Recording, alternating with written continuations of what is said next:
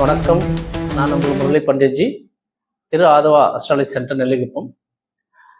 ஏன் குழந்தை பிறப்பும் தாமதமாகுது, யாருக்கெல்லாம் தாமதமாகுது என்ற ஜோதிட ரீதியாக பார்க்கும்போது, சூரியன் கிரகம், அதாவது காலபுருஷ தத்துவத்திற்கு மேஷ ராசி, சிம்ம ராசி, துலாம் ராசி, கும்பராசி, இந்த மாதிரி ராசிகளில் சூரியன் கிரகம் இருக்கும் பொழுது அவங்களுக்கு குழந்தை பிறப்பு தாமதமாகுது. இது தாமதம் என்று நம்ம புரிந்து கொள்ள வேண்டாம். அவங்க சமுதாயத்துல ஒரு நல்ல நிலைக்கு வரணும். ஒரு பொறுப்பான ஒரு விஷயங்கள் சொல்லுவாங்க இல்லையா, பொருளாதார விஷயமாக இருந்தாலும் நல்ல நிலையில் ஒரு தொழில் சார்ந்த விஷயங்கள், இதெல்லாம் ஒரு ஒரு ஸ்டேட்டஸ் வந்த பிறகுதான் உங்களுக்கு குழந்தை அமைப்பே வரும். ஆனால் நம்மளுடைய பார்வை அது லேட் ஆகுது, தாமதமாகுது அப்படின்னு நம்மளே புரிஞ்சுக்கிறோம். அந்த கிரகத்துக்கு கூட புதன் கிரகமும் கொஞ்சம் டிஸ்டர்பன்ஸ் ஆயிருக்கும் அந்த ஜாதகத்துல.